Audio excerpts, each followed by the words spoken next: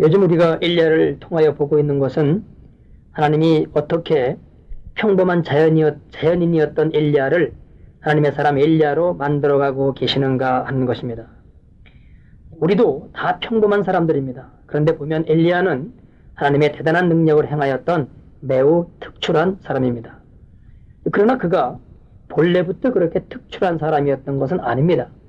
야고보서 5장 17절에 기록된 대로 그도 우리와 성정이 같은 사람이었습니다. 그런데 그가 하나님의 사람이 되더니만 그로부터 하나님의 놀라운 능력들이 나타나기 시작합니다. 여러분, 하나님이 쓰시는 하나님의 사람이 되고 싶지 않으십니까? 오늘 본문에 그 답이 들어있습니다. 그래서 나같이 평범한 사람이 어떻게 성숙한 인격과 하나님의 성품을 갖춘 하나님의 사역자가 될 수 있을까? 바로 이것이 오늘 우리가 살펴보아야 할 주제입니다. 먼저 맨 마지막 24절 말씀을 보겠습니다. 여인이 엘리야에게 이르되 내가 이제야 당신은 하나님의 사람이시오 당신의 입에 있는 여호와의 말씀이 진실한 줄 아노라 하니라. 이 말은 이방 여인인 사르밧 과부의 말입니다. 이 여인은 엘리야에 의해 전해진 하나님의 말씀을 믿음으로 받아 하나님을 알게 되었던 여인입니다. 그런데 오늘의 사건을 통하여서 비로소 내가 이제야 당신은 하나님의 사람인 줄 알겠노라고 엘리야를 하나님의 사람으로 인정하는 말을 하고 있는 겁니다. 도대체 오늘 엘리야에게 어떤 일이 있었길래 이런 고백이 나오고 있을까요? 17절입니다. 2일 후에 그 집 주모되는 여인의 아들이 병들어 증세가 심히 위중하여 숨이 끊어진지라. 오늘 본문의 첫 시작이 2일 후에 이렇게 시작이 됩니다. 우리말은 단수 복수 개념이 희박해서 단수로 번역되었습니다만은 원어는 복수입니다. 그래서 영어 성경을 보면은 after these things 이렇게 복수로 기록되어 있습니다. 그러니까 이 말은 엘리야에게 있었던 이 모든 일들 후에라는 말입니다. 그러면 이 모든 일들이라는 게 무엇입니까?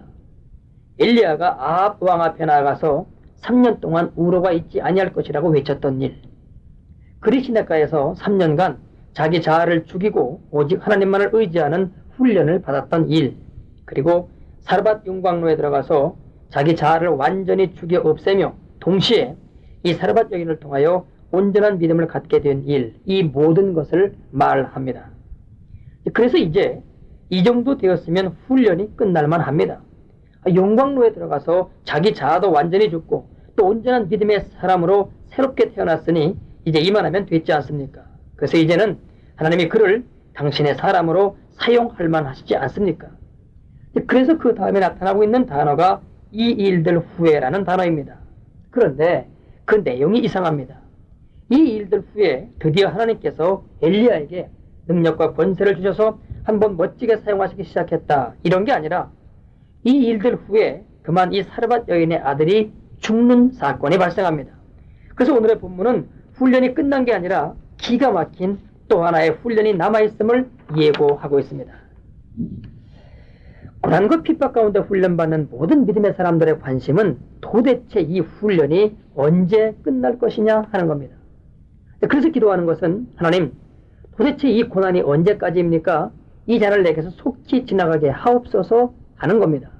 그래서 다윗이 사울의 군사들을 피하여 다니며 기록한 시편의 내용들 중에도 이런 내용들이 많이 있습니다.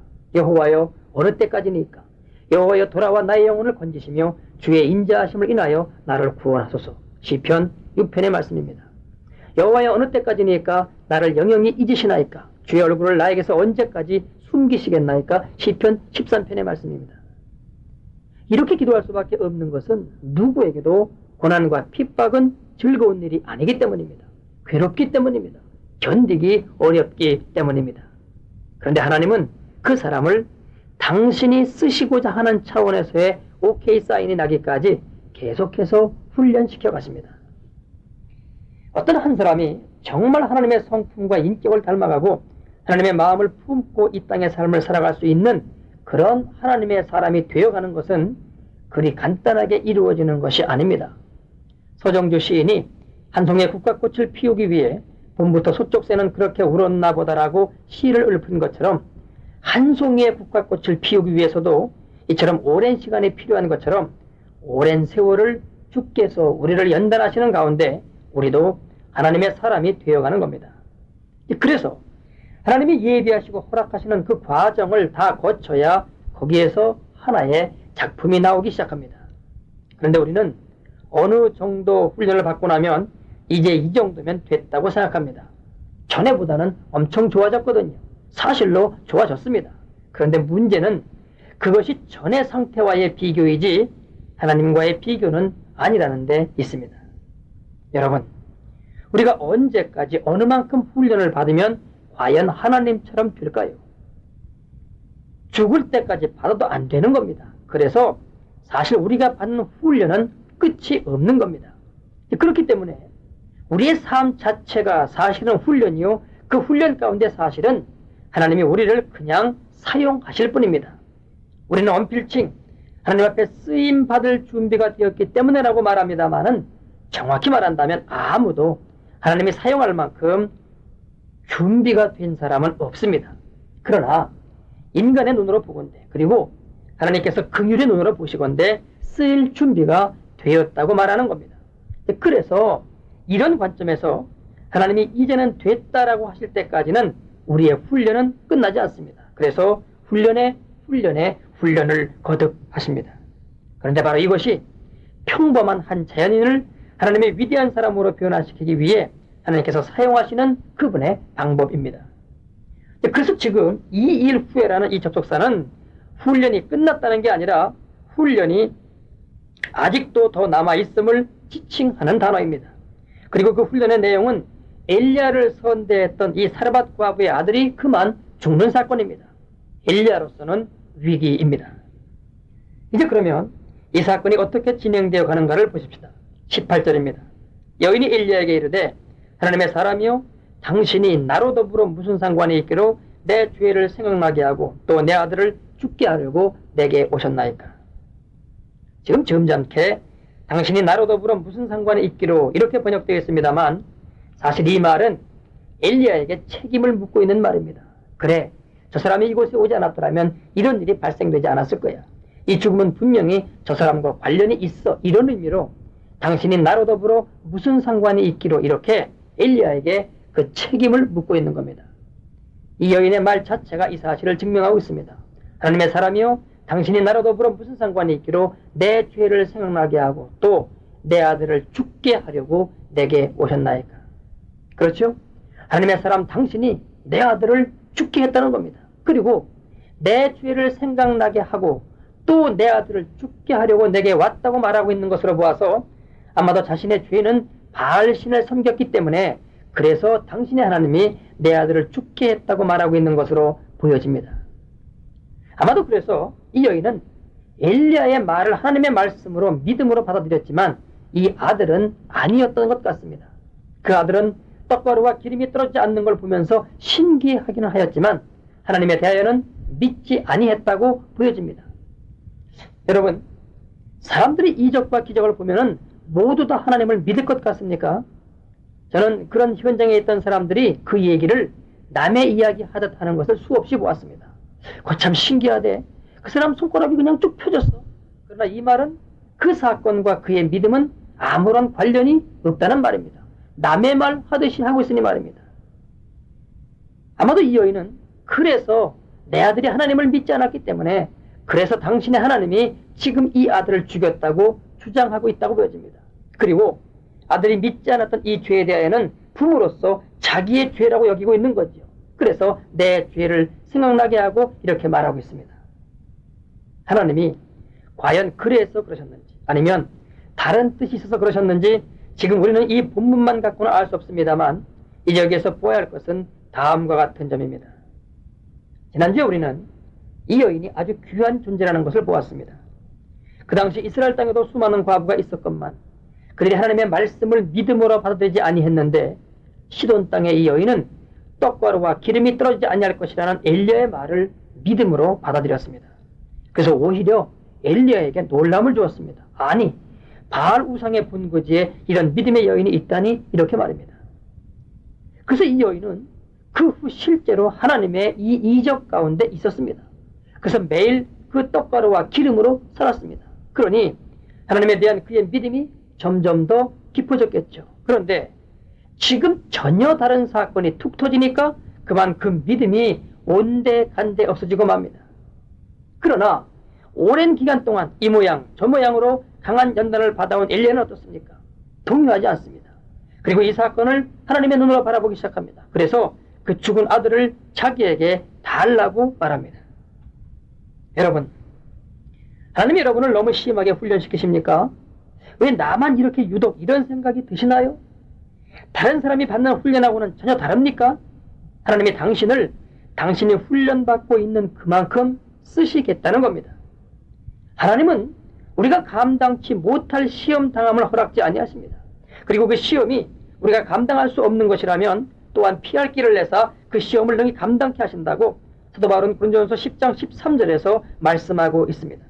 그러므로 두려워하지 마십시오. 힘들어하지 마십시오. 하나님이 능히 감당케 하십니다. 그리고 그 훈련을 통하여 오히려 믿음의 사람으로 당신을 세워서 사용하실 것입니다. 19절로 29절입니다. 엘리야가 저에게 24절입니다. 엘리야가 저에게 그 아들을 달라하여 그를 그 여인의 품에서 취하여 안고 자기의 거처하는 다락에 올라가서 자기 침상에 누이고 여호와께 부르짖어 가로되 나의 하나님 여호와여 주께서 또 내가 우고하는 집 과부에게 재앙을 내리사 그 아들로 죽게 하셨나이까 하고 그 아이 위에 몸을 3번 펴서 엎드리고 여호와께 부르짖어 가로되 나의 하나님 여호와여 원컨대 이 아이의 혼으로 그 몸에 돌아오게 하옵소서 하니 여호와께서 엘리야의 소리를 들으심으로 그 아이의 혼이 몸으로 돌아오고 살아난지라. 엘리야가 그 아이를 안고 다락에서 방으로 내려가서 그 어미에게 주며 이르되 보라 네 아들이 살았느니라. 오늘 이 본문은 대단히 드라마틱한 내용입니다. 왜냐하면 죽은 사람을 살려내고 있기 때문입니다. 물론 성경에 몇 군데 죽은 사람을 살리는 내용이 나옵니다. 그러나 그것은 모두 예수님이 오신 이후 신약시대에 있었던 일입니다. 구약에서는 이 본문 외에는 없습니다. 그렇다면 여러분, 이 본문은 신약시대의 이러한 동일한 사건과는 좀 차별을 두어야 합니다. 왜냐하면 창세 이후 지금까지 어느 누구도 죽은 사람을 살려낸 적이 없기 때문입니다. 그런데 지금 엘리야가 처음으로 이 일을 행하고 있기 때문입니다. 다시 한번 말씀드립니다. 여러분이 받고 계신 연단이 너무 큽니까? 그래서 힘이 드십니까? 하나님의 그 연단 받을 만한 믿음 주십니다. 그리고 나서는 당신을 위대하게 사용하실 것입니다. 다만 그 위대함이 자기 교만으로 발전되면 큰일 나지만 말입니다. 자, 이제 엘리야가 이 죽은 아이를 살려내는 광경을 보십시다. 죽은 아이를 품에 안고 자신이 거처하는 다락으로 올라갑니다. 그리고는 자기 침상에 누이고 하나님께 부르짖습니다. 나의 하나님 여호와여 주께서 또 내가 우고하는 집 과부에게 재앙을 내리사 그 아들로 죽게 하셨나이까. 우리말 번역이 좀 이상합니다. 주께서 또 내가 우고하는 집 과부에게 재앙을 내리사. 이 말은 이렇게 번역이 되어야 문맥이 맞습니다. 나의 하나님 여호와여 어찌하여 주께서는 내가 우고하는 집 과부에게도 재앙을 내리사 그 아들로 죽게 하셨나이까. 즉 시돈 땅에 다른 사람에게 재앙이 내리는 것은 내가 말할 바 못됩니다. 그들은 하나님 대신 바알 우상을 섬기고 있으니 말입니다. 그러나 나를 보내사 하나님을 믿는 믿음을 허락하신 이 여인에게도 재앙이 내리는 것은 도대체 어떻게 된 것입니까? 이건 이해할 수 없습니다. 맞지 않습니다. 이런 뜻입니다. 그래서 그러면서 하는 일이 무엇입니까? 그 죽은 아이 위에 몸을 3번 펴고 엎드리고 하나님께 부르짖습니다. 원컨대 이 아이의 혼으로 그 몸에 돌아오게 하옵소서. 이때 하나님께서 엘리야의 이 간구함을 들으시고 그 아이의 혼을 돌려보내심으로 이 아이가 다시 살아나고 있습니다. 그래서 이 아이를 그 어미인 사르밧 과부에게 주었더니만 나오는 고백이 맨 처음에 살펴보았던 마지막 24절입니다. 여인이 엘리야에게 이르되 내가 이제 당신은 하나님의 사람이시오 당신의 입에 있는 여호와의 말씀이 진실한 줄 아노라 하니라. 그동안 내가 당신의 말을 하나님의 말씀으로 믿고 그래서 하나님을 믿는다고 생각했는데 하도 큰 어려움, 슬픔, 예상 밖의 일을 당하고 나니까 그 믿음이라는 게 온전한 게 아닌 것을 알게 되었다. 그런데 인류 역사상 전대미문의 사건, 그래서 죽은 내 아이를 당신이 살려내는 걸 보니 내가 이제는 정말 믿겠다. 당신은 진실로 하나님의 사람이고 당신의 입에서 나온 하나님의 말씀도 정말로 진실된 말씀인 줄을 내가 이제는 진정으로 고백한다. 이런 이야기죠. 이제 본문 내용은 다 살펴보았습니다. 이제부터 살펴볼 것은 그러면 이 본문이 지금 이 시대의 우리와 어떤 관련이 있느냐 하는 겁니다. 우리도 엘리야처럼 죽은 사람의 몸을 3번 펴고 엎드려서 이 사람이 오늘 돌아오게 하옵소서 하면 죽은 사람이 살아날까요? 그러면 나사로야 일어나라고 하는 것과는 또 어떻게 다릅니까? 이런 것들은 겉에 나타난 모습일 뿐입니다. 중요한 것은 엘리야가 어떤 마음, 어떤 심정, 어떤 믿음으로 하나님께 나아갔길래 하나님이 엘리야의 이 기도에 이렇게 엄청난 응답을 하셨는가 하는 점입니다. 오늘 설교의 제목을 제가 훈련의 끝이라고 잡았습니다. 그 힘든 훈련, 그래서 인간적인 관점에서는 받고 싶지 않은 훈련, 이제 이만하면 되지 싶은데 또 계속되는 훈련, 그 지겨운 훈련이 이제 이 시점에서 엘리야에게서 끝나고 있습니다. 그 하나님께 합격 점수를 받은 그 훈련의 끝이 죽은 사람을 다시금 살려내는 엄청난 사건으로 지금 나타나고 있습니다. 결국 이 일은 엘리야의 훈련이 모두 끝났기 때문에, 그래서 하나님의 일을 감당할 사역자로서 하나님께 합격 점수를 받았기 때문에 나타나고 있는 현상입니다. 그렇다면 이 마지막 훈련의 본질이 과연 무엇일까요? 하나님이 과연 엘리야의 무엇을 보시고 합격 점수를 주셔서 이제 그 모든 훈련이 끝나고 하나님의 의의 이처럼 사용되고 있느냐 하는 겁니다. 그것은 저가 분명히 하나님의 사람임에도 불구하고 이 사르밧 여인에게 하나님의 사람으로서 전혀 부당한 대우를 받으면서도 그것을 사랑과 믿음으로 이겨낸 것, 바로 이것입니다. 하나님은 우리를 당신의 사역자로 만드시기 이전에 먼저 당신의 사람으로 만드시는 일부터 시작하십니다. 그래야 그분의 일을 감당할 수 있으니까요. 그래서 당신의 사람으로 만드시는 그 훈련의 끝이 마땅히 선하고 정당한 대우를 받아야 할 상황임에도 불구하고 정반대로 억울함과 부당한 대우를 받을 때 그것을 어떻게 받아들이느냐의 이 훈련입니다.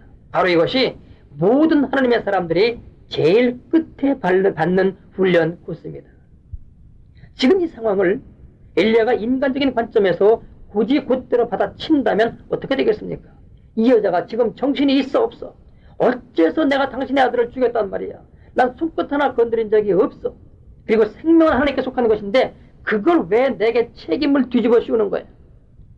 오히려 내가 당신에게로 와서 당신네 두 사람이 이제까지 목숨이 연명된 걸 생각해봐. 배은망덕도 유분수지.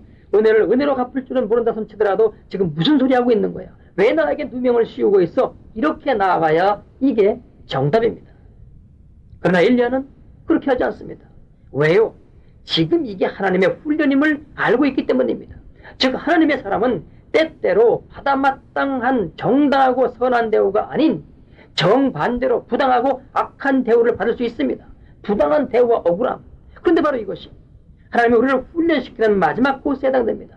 내가 잘못해서 그런 것도 아니고 나와 상관이 없을 수도 있습니다. 상관이 있다면 하나님과 어떤 상관이 있습니다. 그런데 그 일이 내게 불리하게 다가옵니다. 부당하게 다가옵니다. 억울하게 다가옵니다. 그러나 바로 이것이 하나님의 사람들이 받아야 할 마지막 훈련입니다. 그래서 이때는 인간적으로 대응해서는 불합격입니다. 주님의 마음을 품고 사랑으로, 믿음으로, 긍휼함으로 대응해야 됩니다. 그래서 오히려 그들을 불쌍히 여기고 긍휼히 여겨서 저들의 저 문제는 저의 문제가 아니라 내 문제다, 내 책임이다, 여기까지 나아가야 됩니다. 그때 우리는 하나님 앞에 의로운 사람이 됩니다. 그래서 그때 하나님이 우리의 기도에 응답하십니다. 예수님께서 십자가상에서 드셨던 기도가 바로 이 기도 아닌가요? 주여 저들을 용서해 주옵소서. 자기 하는 것을 알지 못함이니이다. 그러면서 우리의 죄를 자청해서 당신이 지기 시작했을 때 하나님이 그 의로운 기도에 응답하사 십자가 위에서 우리의 모든 죄를 사하셨던 것 아닌가요? 그렇다면 지금 엘리야가 이 죽은 아이 위에 엎드려서 한 기도는 어떤 기도였겠습니까? 하나님, 저 여인을 불쌍히 여겨 주옵소서. 제가 지금 부당한 대우를 받고 있습니다만 그러나 이처럼 핍박과 모욕을 받는 것을 감사합니다. 그럼으로써 이 부족한 것을 하나님 다 함께 하사 하나님의 심령을 갖게 하시고 그래서 저를 통하여 이 땅에 하나님의 나라를 이루려 하시니 정말로 감사합니다. 그런데 아버지, 저 여인은 불쌍합니다. 이런 놀라운 하나님의 나라, 하나님의 사랑을 모릅니다. 진실된 믿음이 없습니다. 그러니 아버지에게는 능치 못하심이 없으시고 하나님 자신이 생명 자체이시니 이 아이를 다시 살리심으로써 제 여인에게 참된 믿음을 주실 수는 없습니까? 저를 불쌍히 여겨 주시옵소서. 이처럼 이 여인을 불쌍히 여기는 마음으로 하나님께 간절히 기도하니 하나님의 그 긍휼하심이 그에게 임하면서 엘리야의 이 마음, 이 믿음, 이 중심이 하나님께 연락되기 시작합니다. 그래서 이름으로써 이 아이가 살아나며 또한 엘리야의 그동안의 그 길고 고된 믿음의 훈련이 끝나고 이제부터는 하나님의 일을 감당할 사역자로서 쓰임을 받게 되는 것입니다. 여러분, 정말 하나님이 쓰시는 사람이 되고자 하십니까? 그러면 하나님이 지금 우리 교회의 상황을 통하여서 저와 여러분에게 요구하고 계신 것이 무엇입니까? 바로 이겁니다. 아버지, 지금 교회의 문제는 저들의 문제가 아니요 나의 문제입니다. 나의 사랑 없음과 긍휼한 마음이 없음과 아버지의 마음이 내게 없생긴 문제입니다. 그러니 아버지, 먼저 이러한 나부터 불쌍히 여겨주시고 고쳐주옵소서. 오늘의 본문은 결국 이처럼 아버지의 마음을 품게 된 엘리야가 죽은 아이를 살려고 했습니다. 그러면 우리에게 내려지는 결론이 무엇입니까? 결론적으로 오늘의 본문은 우리에게 뭘 어떻게 하라는 겁니까? 죽은 사람들을 우리도 살려내라는 겁니다. 아니, 말이 됩니까? 어떻게 그런 일이 가능합니까? 성도 여러분, 저는 오늘 이 시간 여러분에게 진지하게 도전합니다. 그러면 성경 말씀은 무엇입니까? 우리는 도대체 무엇을 믿는다는 겁니까? 말씀대로 이루어지지 않는다는 걸 믿고 있는 겁니까? 그러면 그건 믿음이 아니네요. 패역이네요. 그래서 예수님이 말씀하셨던가요? 믿음이 없고 패역한 세대여, 내가 얼마나 너희와 함께 있으며 얼마나 너희를 참으리. 여러분, 죽은 사람이 살아나는 것은 진짜 사는 것이 아닙니다. 그 사람 결국은 또 죽지 않습니까? 하나님이 말씀하시는 것은 죽은 영혼들을 살려내라는 겁니다. 이게 진짜 살리는 겁니다. 왜냐하면 그 사람은 부활의 때에 영원히 사는 신령한 몸을 덧입을 것이기 때문입니다. 그래서 오늘의 본문을 통하여 하나님이 우리에게 주고 계신 메시지가 무엇입니까? 죽은 영혼들을 너희가 살려내라, 이겁니다. 여러분, 믿으십니까? 그러면 어떻게 해야 됩니까? 성령님이 임재하셔야 합니다. 그것도 충만하게 임재하셔야 됩니다. 사도행전 1장을 보면 예수님이 승천하신 후 120여 명이 모여 하나님께 열흘간 간절히 기도했는데 전혀 기도에 힘썼다고 되어 있습니다. 열흘간 죽기 살기 하나님께 간절히 기도했다는 겁니다. 그랬더니 그들 가운데 하나님의 성령이 임재합니다. 그래서 그들이 정말로 하나님의 사람들이 됩니다. 저는 이 역사가 오늘날도 동일하게 일어나고 있음을 확실히 믿는 사람입니다. 하나님이 지금 우리에게 이 기회를 주고 계십니다. 그래서 이제 더 이상 말씀 따로 믿음 따로일 수 없습니다. 말씀대로 실제로 이루어지는 믿음이 우리 가운데 필요합니다. 하나님이 말씀하고 계시는 이 신령한 복이 전혀 기도에 힘쓰는 모든 사람들에게 그대로 이루어질 줄을 믿습니다.